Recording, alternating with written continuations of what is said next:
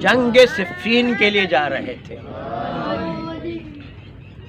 جنگ صفین کے لیے جاتے ہوئے راستے میں حلب کے علاقے میں اپنی فوجوں کو اتارتے ہیں، اس لیے کہ اس علاقے میں پانی کی ایک نہر اور فوجیوں کو پینے کا پانی وہاں پر مل رہا تھا، اور جہاں پر پانی ہوتا ہے وہیں پر ہی عام طور پر فوجیوں کا پڑاؤ ڈالا جاتا ہے.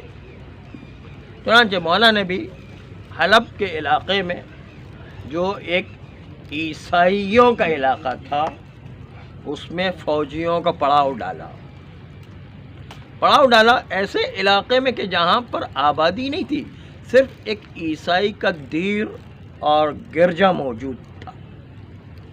یہ عیسائی کا گرجا آپ کو پتہ ہے کہ وہاں پر عیسائی راہب رہا کرتے ہیں اور عبادت کیا کرتے ہیں، اکیلے میں آبادی سے کٹ کر عبادت کیا کرتے ہیں. چنانچہ یہ بھی پادری اپنی آبادی سے کٹ کر نواحی علاقے کے اندر عیسائیوں کا یہ پادری اسی گرجا گھر میں عبادت کیا کرتا تھا تاکہ کوئی ان کو ڈسٹرب نہ کرے. وہ ایسے ویرانے میں آ کے ٹھہرا ہوا تھا تاکہ ان کو کوئی ڈسٹرب کرنے والا نہ ہو. چنانچہ جب مولا نے اپنے فوجیوں کا پڑاؤ وہاں کے دریا کے پاس ڈالا تو اس وقت اس پادری نے اپنے نوکر سے، اپنے غلام سے پوچھا کہ بھائی آج جو ہے میری عبادت میں ڈسٹرب ہو رہا ہے، اتنی ساری آوازیں کہاں سے آ رہی ہے؟ تو اس غلام نے کہا، پادری کے غلام نے، کہ یہ اصل میں آج مسلمانوں کا لشکر اترا ہوا ہے اور اس کی وجہ سے یہاں پر بڑی چمگوئیاں اور بات چیت کی آوازیں آ رہی ہے، اور مسلمانوں کا لشکر یہاں پر پانی کا مرکز تھا، اس لیے اپنی فوجوں کو یہاں پر اتارا گیا ہے. چنانچہ پادری یہ سنتا ہے اور سن کر ایک مرتبہ اپنے گرجے سے نیچے اتر کے آتا. آنے کے بعد مسلمانوں کے درمیان چلتا ہے. مسلمانوں کے درمیان چلتے ہوئے پوچھتا ہے کہ تمہارا لیڈر کہاں پر ہے، تمہارا رہبر کہاں پر ہے، تمہارا قائد کہاں پر ہے؟ تو لوگوں نے مولا امیر المومنین کی طرف رہنمائی کر دی کہ مولا کا خیمہ فلاں جگہ پر ہے، آپ وہاں پر چلے جائیے. چنانچہ وہ پادری مولا کے خیمے میں داخل ہوتا ہے اور داخل ہونے کے ساتھ ہی کہتا ہے کہ بھئی آپ لوگ یہ کیا روزانہ نئے نئے مذہب نکال کر لے کر آتا؟ ہمارا عیسائی مذہب اتنا بہترین چل رہا تھا اور جو ہے اس کے اندر کوئی خرابی نہیں تھی، اس کے باوجود آپ نئے مذہب نکال کے لے کر آتے ہو، روزانہ جو ایک نیا مذہب نکال کے لے کر آ جاتے. اس لیے جو ہے ہمارا مذہب بالکل حق ہے اور اسی پر چلنا چاہیے. اور اس کے لیے انہوں نے کہا، پادری نے مولا علی سے کہا کہ آؤ باہر دیکھو میں آپ کو کیا دکھاتا ہوں. چنانچہ پادری وہ مولا علی کو خیمے کے باہر لے کر آئے. مولا علی بھی دیکھ رہے ہیں. وہ پادری جاتا ہے دریا کی طرف اور دریا پر جانے کے بعد دریا کے اوپر دریا کے پانی پر چلنے لگتا ہے. اب سارے مسلمان حیران کہ ارے دریا کا پانی اس کو نقصان نہیں پہنچا رہا ہے اور جو ہے دریا پر چلے جا رہا ہے. جس طرح ہم زمین پر چلتے ہیں اس طرح وہ دریا پر چل رہا تھا. وہ پادری جو ہے دریا پر چلنے لگا. ایک مرتبہ چلتے چلتے چلتے دریا کے دوسرے کنارے پہ پہنچ گیا اور دوسرے کنارے پہ پہنچنے کے بعد پھر واپس جو ہے پلٹا اور دریا پر چلتا اور پھر دوبارہ اس کنارے پر آ گیا. اب مولا علی کے پاس آتا ہے اور آنے کے بعد کہتا ہے کہ دیکھا ہمارا مذہب کتنا حق ہے، کہ ہمارے مذہب کی یہی حقانیت تو ہے کہ جس کی وجہ سے دریا کا پانی بھی ہمیں نقصان نہیں پہنچاتا ہے. یہ وہ عیسائی پادری کہنے لگے.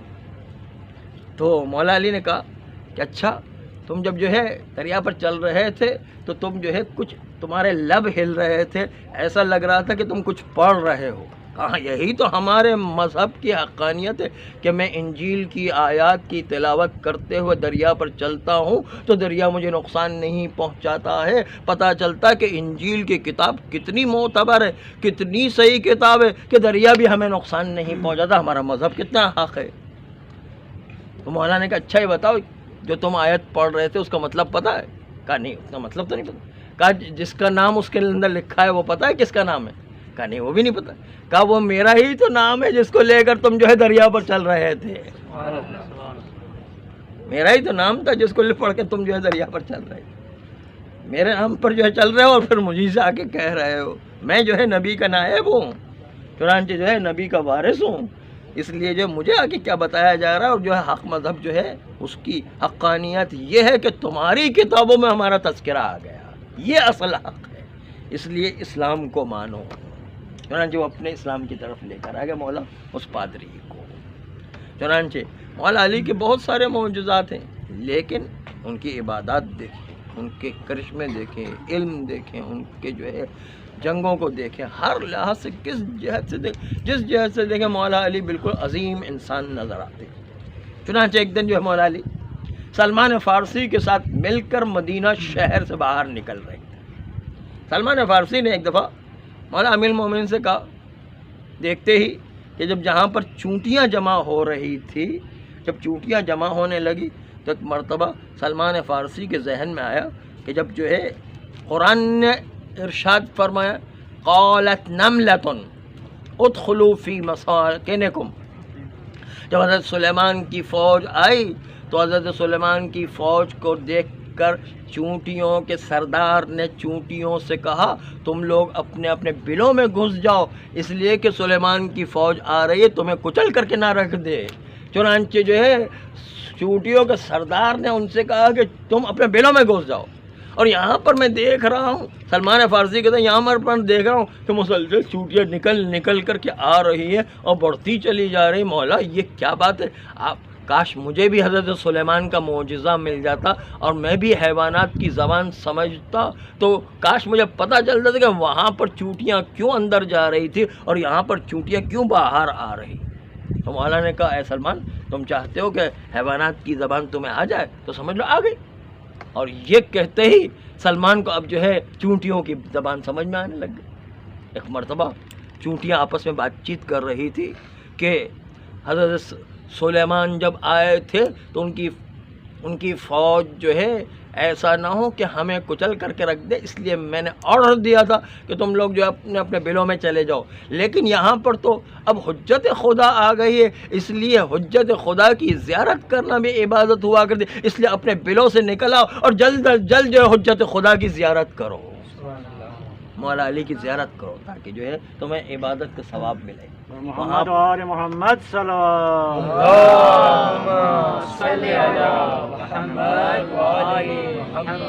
چنانچہ وہاں ہلاکت، یہاں پر عبادت، دونوں میں کتنا فرق ہے۔ تو سلمان چل رہے ہیں مولا علی کے ساتھ، چلتے چلتے ایک مرتبہ سلمان نے محسوس کیا کہ ان کے سر پر کوئی پرندہ اڑ رہا ہے۔ سلمان نے مولا علی سے کہا کہ مولا میں اس پرندے سے بات کرنا چاہتا ہوں۔ تو ایک مرتبہ مولا نے کہا کہ بات کرو اور اشارہ کرو۔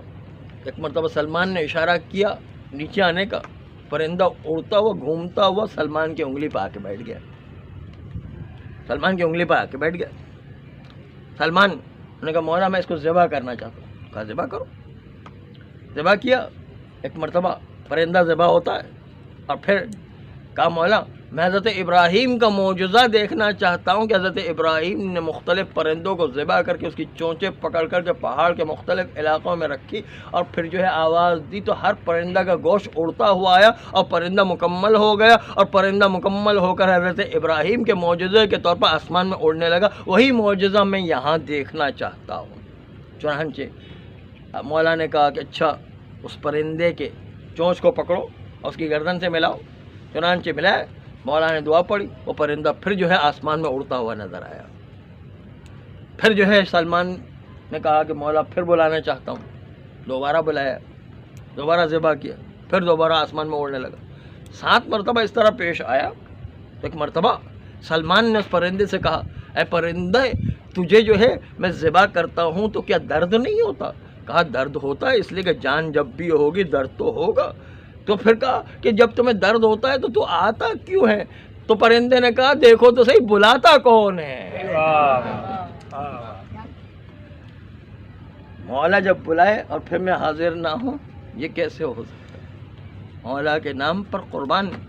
چنانچہ کائنات کی ہر چیز مولا کے لیے قربان ہو رہی، اطاعت کر رہی۔ یہ ہمیں بھی بتا رہی ہے کہ کہ ہمیں بھی مولا کی اطاعت کرنا ہے۔ اصل جو ہے ولایت ہمیں جو علی علیہ السلام اور آل علی کی دی گئی وہ اطاعت کا نام ہے، کہ ہم بھی جو ہے جس طرح دریا اطاعت کر رہا، جس طرح چوٹیاں اطاعت کرے، جس طرح پرندے اطاعت کرے اور کائنات کی ہر ذرہ و چیزیں اطاعت کرے، اس طرح ہمیں اپنے مولا کی اطاعت کر کے دکھانا ہے۔ جس طرح ایک غلام کو ہم خرید کے لاتے ہیں، غلام جس طرح اپنے آقا کے پیچھے پیچھے چلتا ہے، غلام سے آقا پوچھتا ہے کہ کھاؤ گے کیا؟ کہا جو آپ کھلائیں گے وہ کھاؤں گا، میرا کوئی آرڈر تھوڑی چلتا ہے، آپ جو کھلاؤ گے کھاؤں گا۔ کہا پہنو گے کیا؟ کہا جو پہناؤ گے پہنوں گا، میری کوئی بات تھوڑی چلتی ہے۔ کہا رہو گے کہاں پر؟ کہا جہاں آپ رکھیں گے وہاں رہ لوں گا۔ تو جس طرح غلام اپنے آقا کی مکمل اطاعت کیا کرتا ہے، ہم بھی مولا علی کے غلام ہیں، مولا علی کی آل کے غلام ہیں، اس لیے ہمیں بھی ان غلاموں کی طرح چلنا ہے کہ جس طریقے سے مولا ہمیں رکھے، جس طریقے سے حکم دے، ہمیں مولا کے امر کی اطاعت کرنا ہے۔ پروردگار عالم ہم سب کو علی اور آل علی کی سیرت پر عمل کرنے کی توفیق عطا فرمائے، ہمارے گناہ کبیرہ صغیرہ کو معاف فرمائے، آئندہ بھی گناہوں سے بچنے کی توفیق عطا فرمائے، نسلاً بعد نسل ایسی اولاد عطا فرمائے جو روز قیامت تک امام زمانہ علیہ الصلوۃ والسلام کے سچے سپاہی قرار پائے۔